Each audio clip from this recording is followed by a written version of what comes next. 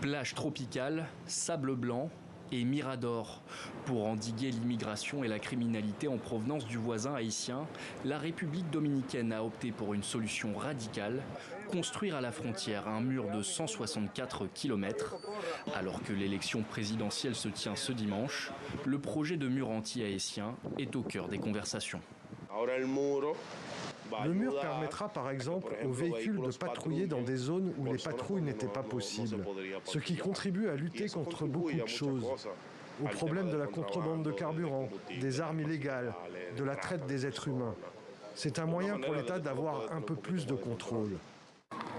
L'île d'Hispaniola est partagée entre sa moitié dominicaine à l'est, au niveau de vie considérablement plus élevé, que sa moitié haïtienne à l'ouest, l'un des pays les plus pauvres au monde, plongé depuis des mois dans le chaos.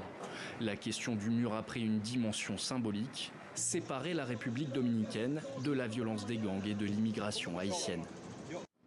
Nous nous entendons comme des frères, nous n'avons pas ce genre de rivalité parce que les Haïtiens s'approvisionnent en produits ici et nous nous approvisionnons là-bas parce qu'ils sont producteurs. C'est une seule famille, chacun a ses particularités et sa propre langue, mais ils sont là et nous sommes ici. Un mur composé de 5 rangées de blocs de béton et de filets, gardés par endroits par l'armée.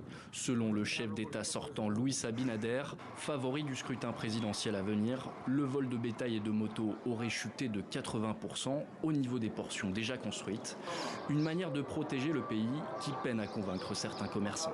Il entrave un peu plus le passage des migrants illégaux, mais il n'entrave pas complètement parce qu'ils passent par où ils veulent. Ils passent par les montagnes ou par la porte. Quel que soit le résultat de la présidentielle ce dimanche, la construction du mur devrait se poursuivre le long de la frontière avec Haïti. Leonel Fernandez, principal adversaire du président sortant, s'est lui aussi déclaré favorable au projet.